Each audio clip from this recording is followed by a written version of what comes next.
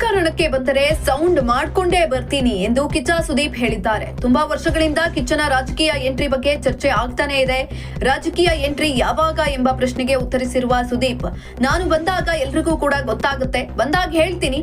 ಸಮಾಜ ಸೇವೆ ಮಾಡೋಕೆ ರಾಜಕಾರಣ ಬೇಕು ಅಂತೇನಿಲ್ವಲ್ಲ, ನಾನು ಬಂದ್ರೆ ಸೌಂಡ್ ಮಾಡ್ಕೊಂಡೇ ಬರ್ತೀನಿ.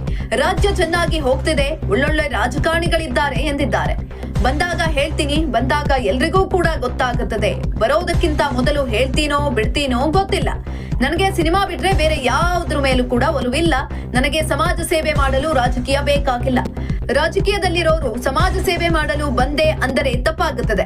ಸಮಾಜ ಸೇವೆ ಮಾಡೋಕೆ ಪವರ್ ಬೇಕಾಗಿಲ್ಲ. ಕನ್ನಡ ಚಿತ್ರರಂಗ ಚೆನ್ನಾಗಿದ್ದು, ಬೇಡಿಕೆ ಇದ್ದು, ಇನ್ನಷ್ಟು ಸಿನಿಮಾ ನಿರೀಕ್ಷೆ ಮಾಡ್ತಿದ್ದಾರೆ ಅಂದರೆ ನನಗೆ ಎರಡೆರಡು ಕಡೆ ಕಾಲಿಡಲು ನನಗೆ ಇಷ್ಟ ಇಲ್ಲ. ಬರೋ ಟೈಮ್ಗೆ ಬರ್ತೀನಿ, ಬಂದಾಗ ಸೌಂಡ್ ಆಗಿಯೇ ಆಗುತ್ತದೆ.